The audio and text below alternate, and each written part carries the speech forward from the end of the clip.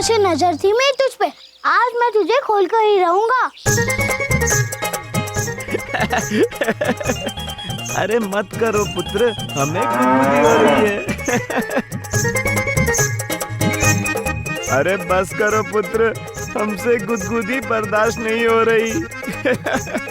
ऐसे नहीं मानेगा ये लड़का, इसे डराना ही पड़ेगा। अरे ये अचानक स्टार्ट कैसे हो गई? लगता है खराब हो गई, दांत खाने से ठीक होगी।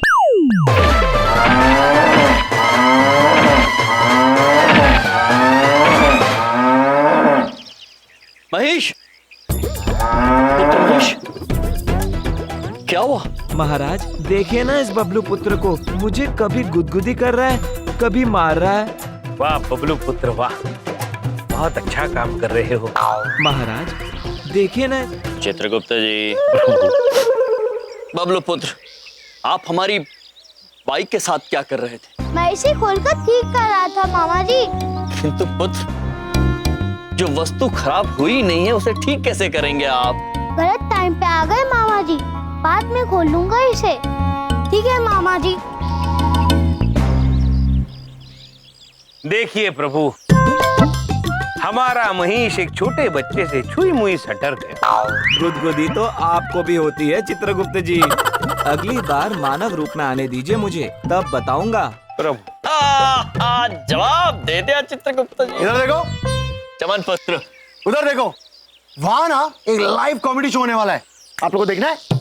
काय कॉमेडी तो प्रभु, लाइव कॉमेडी, लाइव मतलब जीवित, कॉमेडी मतलब हास्य। जीवित हास्य कार्यक्रम वहां हो रहा है। यदि जीवित हास्य कार्यक्रम है तो हम अवश्य चलेंगे चमन पुत्र, क्योंकि हमें हंसना अत्यंत पसंद है चित्रगुप्त जी। जी प्रभु। चित्रगुप्त जी चलिए प्रभु, चलिए। चलिए। शुरू होने वाला है कॉमेडी शो, देखो। बहन जी, हमारी कोई मांगे तो है नहीं और लड़की हमें पसंद है। बस एक बार बेटा सुंदर देख ले। हाथ में मोबाइल है, मोबाइल में पंचांग है, झूठ नहीं बोलेंगे। लड़के का नाम सुंदर, वो दिखने में अति सुंदर। लड़के को देखोगे ना आप तो उसकी सुंदरता में मुग्ध हो जाएंगी। चमन पुत्र, आप केवल हंसे जा रहे हैं, यहाँ पर तो विवाह की बात हो रही है, हास्य कहाँ है? अरे उधर देखो, लड़के को आने दो, फिर शुरू होगा हास्य। अरे भाई सुंदर कहाँ है, बुलाइए तो सही। पंडित जी, सुंदर तैयार हो रहा है। कोयले के खान से निकला हो हीरा जैसे, हीरो से लदा हीरो हो जैसे। मोहल्ले में कोई नहीं जो दिखता हो सुंदर जैसे। मेरा नाम भी सुंदर है और मैं हूँ भी सुंदर।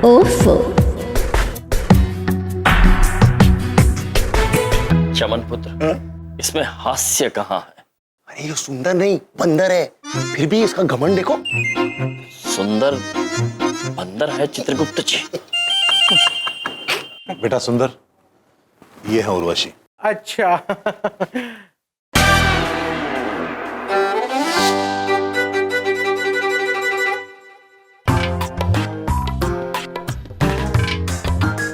नमस्ते।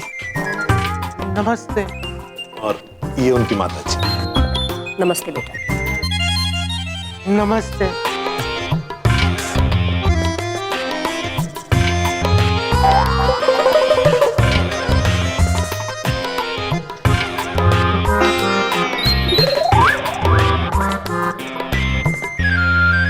देखिए बहन जी, लड़के लड़की ने एक दूसरे को तो देख लिया, अब आगे जो कुछ भी होता है हम आपको फोन पर बता देंगे। ठीक है जी, हम चलते हैं। नमस्ते।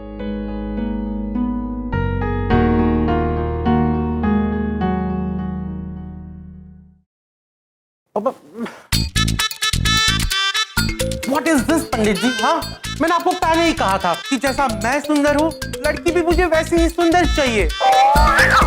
मेरी सिर्फ 3 ही डिमांड है। लड़की गोरी होनी चाहिए, पतली होनी चाहिए और सुंदर होनी चाहिए। चमन पुत्र, लेकिन इसमें हास्य कहाँ है? अरे ये जो सुंदर है ना, ये फेमस है हर लड़की को रिजेक्ट करने में। पंडित जी ने एक लड़की नहीं छोड़ी होगी इसको दिखाने के लिए, पर फिर भी ना ये सबको मना करता रहे। पता नहीं अपने आप को कहाँ का हीरो समझता है। देखो तो इसको। हाथ में मोबाइल है, मोबाइल में पंचांग है, झूठ नहीं बोलेंगे जजमान। इनके कुंडली के मुताबिक अगर अगले 2 दिन के अंदर विवाह ना किया गया तो अगले 2 साल तक कोई चांस नहीं है।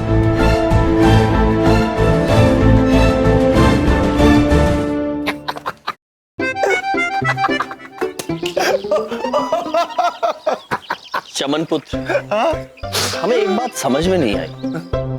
सुंदर पुत्र को उर्वशी देवी सुंदर क्यों नहीं लगी? वो गोरी नहीं थी ना। क्या? आजकल ऐसे होता है हम भाई, लड़का ना चाहे जैसा भी लगे, हाथी जैसा मोटा, और उसे लड़की एकदम टिप टॉप चाहिए, पतली सुंदर गोरी बड़ी बड़ी आंखें, ऐसी लड़की। उस हिसाब से उर्वशी ना सुंदर नहीं थी।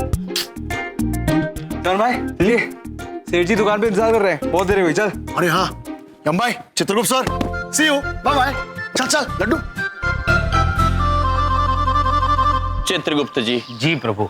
ये मनुष्यों ने सुंदरता के कितने विचित्र मापदंड बनाए। पतला सुंदर है, मोटा सुंदर नहीं, काला सुंदर नहीं, गोरा सुंदर है। प्रभु इस तरह से तो हम भी सुंदर नहीं है और सुंदर भी सुंदर नहीं है। विचित्र है चित्रगुप्त जी। आपके पिताश्री ब्रह्मदेव ने सृष्टि के हर एक कण में, हर एक मनुष्य में सुंदरता भरी है। कितना दुख होगा उन्हें जब उन्हें यह पता चलेगा कि मनुष्य उनकी रचना का अनादर कर रहे हैं। चित्रगुप्त जी, मनुष्य की सुंदरता के पैमाने ईश्वर की रचना से भी बड़े हो गए हैं। प्रभु इसी बात का तो दुख है। दुख तो हमें उन देवी के बारे में सोचकर हो रहा है जो अत्यंत सुंदर है, किंतु मनुष्य उनकी सुंदरता को पहचाना नहीं। भैया, किसकी सुंदरता कौन नहीं पहचान रहा है?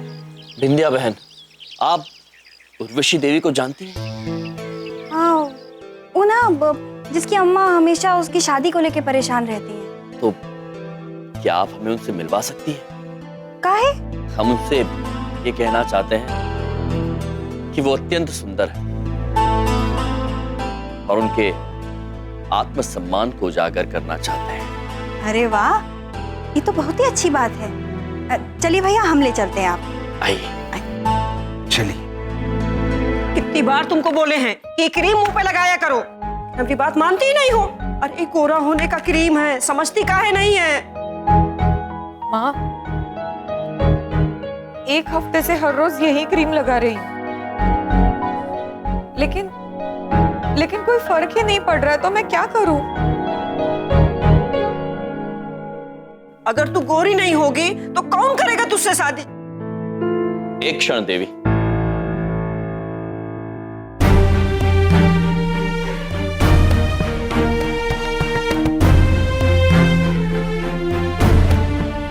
ये कैसे विचार प्रदान कर रही है आप अपनी पुत्री को?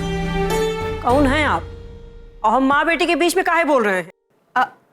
बहन, ये हमारे भैया हैं। यम है और ये है चित्रगुप्त। देवी जी, हम आपसे केवल इतना कहना चाहते हैं कि आपकी पुत्री अत्यंत सुंदर है। आप इस प्रकार की अनुचित बातें कहकर उसका मनोबल ना गिराएं। अरे आप सही कह रहे हो। एक माँ के लिए तो उसकी बेटी हमेशा ही सुंदर होती है। कि दुनिया का क्या करे जो हमारी बेटी को सुंदर ही नहीं मानती। कैसे करेंगे इसका ब्याह, कुछ समझ में नहीं आ रहा है।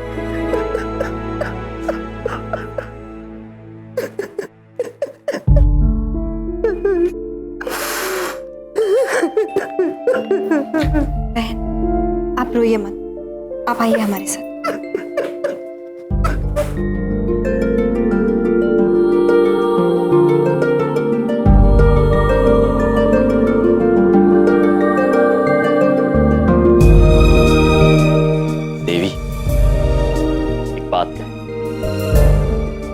उस ईश्वर की कल्पना है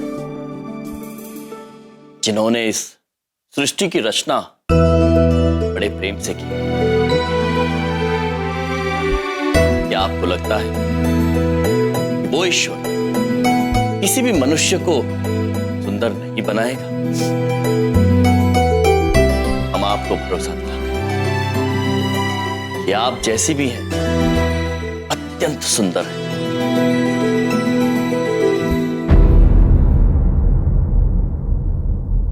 प्रभु, ये देखिए उसी मनुष्य की तस्वीर है।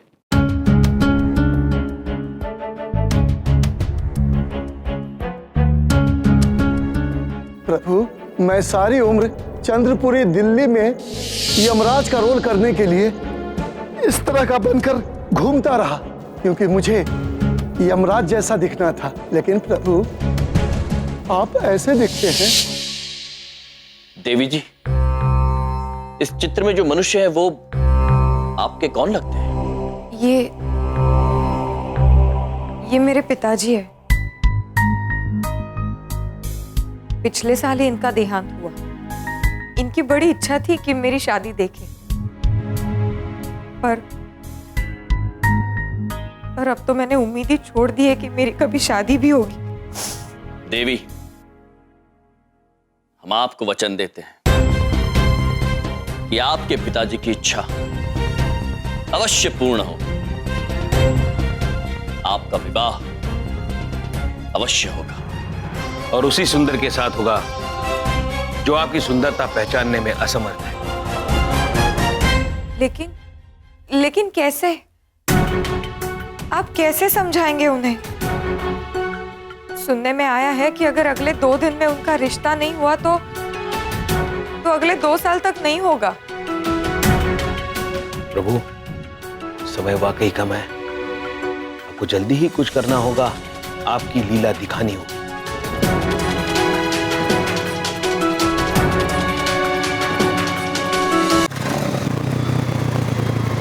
प्रभु, रोकिए रोकिए रोकिए। प्रभु, यही वो स्थल है जहां सुंदर पुत्र काम करते हैं, पूजा इलेक्ट्रॉनिक्स। तो चलिए चित्रगुप्त जी, भीतर चल के सुंदर पुत्र को समझाते हैं। चलिए प्रभु, आइए।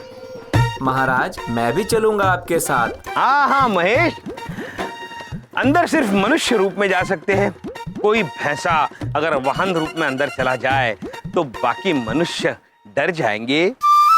देखिए ना महाराज। महेश पुत्र, चित्रगुप्त जी ठीक कह रहे हैं। आप यहीं प्रतीक्षा कीजिए, हम शीघ्र ही वापस आते हैं। जो आज्ञा महाराज।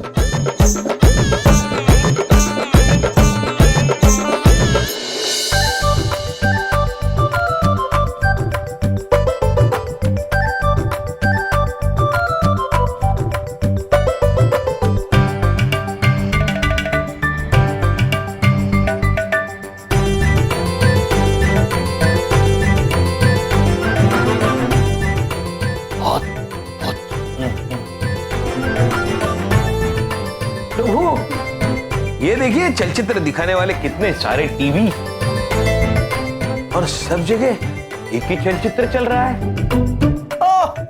अद्भुत है चित्रगुप्त जी, कितने भिन्न भिन्न किस्म के यंत्र है यहाँ पर। हाँ प्रभु, ये जगह तो बहुत अच्छी है। आइए आगे चलते हैं। चलिए। महाभारत वाले एक्टर लगता है शूटिंग से सीधा शॉपिंग पर ही आ गए। नमस्ते।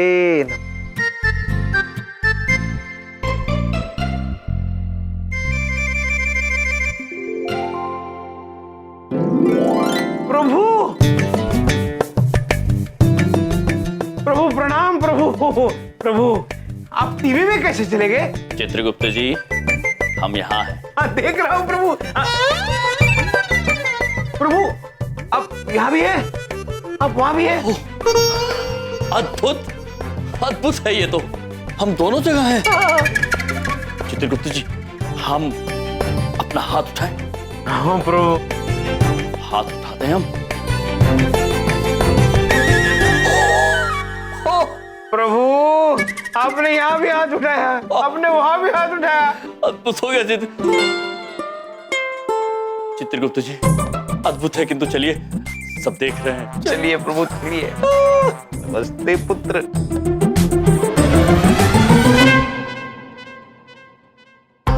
प्रणाम।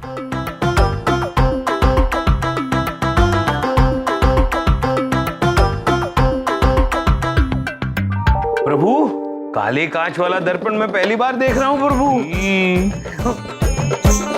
चित्रगुप्त जी जी ये हमें मायावी लगता है।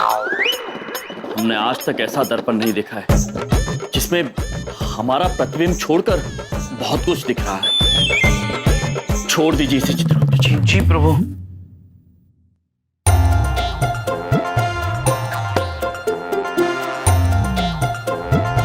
प्रभु ये देखिए ठंडी हवा फेंकने वाला यंत्र। गर्मी में भी सर्दी का एहसास प्रभु। हाँ चित्रगुप्त जी।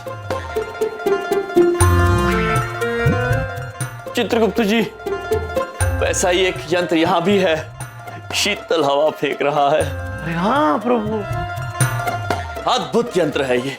जी बिल्कुल अद्भुत यंत्र है, इसे एसी कहते हैं। आपको खरीदना है? नहीं पुत्र, हमें कुछ खरीदना नहीं है, हम तो केवल पुत्र ये आपके हाथ में बंदूक जैसा क्या है? इसे हेयर ड्रायर कहते हैं। ये देखिए। गर्म हवा। प्रभु को भी दिखाइए। जी। अद्भुत है चित्रगुप्त जी। यहाँ से शीतल हवा फेंकने वाला यंत्र और यहाँ पे गर्म हवा फेंकने वाली बंदूक। आइए आगे चल के देखते हैं क्या क्या। चलिए प्रभु। प्रभु ये यंत्र मेरी धोती खींच रहा है प्रभु। प्रभु बचाइए मुझे, ये यंत्र मेरी धोती खींच रहा है। पुत्र छोड़ो, चित्रगुप्त जी की धोती छोड़ो। प्रभु प्रभु। पुत्र ये कौन सा धोती खींचू यंत्र है? ये धोती खींचू यंत्र नहीं है सर, इसे वैक्यूम क्लीनर कहते हैं सर। Vacuum clean? Prabhu vacuum cleaner. Vacuum मतलब ऐसी जगह जहाँ हवा ना हो, और क्लीनर मतलब साफ करना। हम समझ गए चित्रगुप्त जी। ये यंत्र ऐसी जगह साफ करता है जहां पर हवा ही ना हो। प्रभु किंतु एक बात मेरी समझ में नहीं आई, जहां हवा नहीं हो वहां मनुष्य नहीं होगा, और जहां मनुष्य ना हो वहां सफाई हो या ना हो क्या फर्क पड़ता है? उचित बात कह रहे हैं आप। हेलो सर, मेरा नाम सुंदर है और मैं हूँ भी सुंदर। वो तो आप हैं ही। Thank you. वैसे मैं यहाँ का मालिक हूँ। बताइए मैं आपकी किस तरह मदद कर सकता हूँ? हम आपसे कुछ बात करना चाहते हैं अकेले में। ओके कोई बात नहीं, आइए यहाँ मेरे कैबिन में बैठ के बात करते हैं। आइए। आइए प्रभु। ओह तो आप यहाँ उर्वशी की वकालत करने आए हैं। लेकिन साफ बात तो ये है कि जैसा मैं सुंदर हूँ वैसे ही मुझे बीवी भी सुंदर चाहिए, और उर्वशी में वो बात नहीं है। पुत्र सुंदरता की एक ऐसे मापदंड है आपके। हर मनुष्य अपने आप में संपूर्ण होता है, सुंदर होता है। असली सुंदरता मनुष्य के आचरण, उसकी सोच और उसके संस्कारों में होती है। और क्षमा करना, किंतु यहाँ यदि कुछ सुंदर नहीं है तो वो आपकी ये सोच, आपके ये मापदंड है। ओ प्लीज ये किताबी बातें मुझे मत सिखाइए। और सच बात तो ये है कि जो सुंदर दिखता है वही बिकता है, और ये बात मैं साबित भी करके दिखा सकता हूँ। कैसे? एक मिनट। सोनिया जरा मेरी कैबिन में आना। जैसा? सोनिया ये दो फोन है। अब तुम मुझे बताओ कि अगर तुम्हें कोई मोबाइल पसंद करना हो तो तुम कौन सा करोगी? सर ये वाला ज्यादा सुंदर दिख रहा है, मैं यही पसंद करूंगी। थैंक यू सोनिया, तुम जा सकती हो। देखा आपने, इस फोन से कहीं ज्यादा खूबियां हैं, पर फिर भी सोनिया ने ये फोन चूज किया। क्यों? क्योंकि ये फोन सुंदर दिखता है। वही तो मैं आपको समझाना चाहता था कि जो सुंदर दिखता है वही बिकता है। अब बताइए आपके पास कोई है जवाब?